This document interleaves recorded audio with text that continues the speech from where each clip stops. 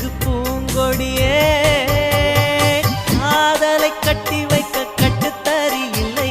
வானவில் மழைப்பட்டு கரைவதும் இல்லை. வானத்தின் நிலவெடுத்து வாசலில் வைக்கட்டுமா?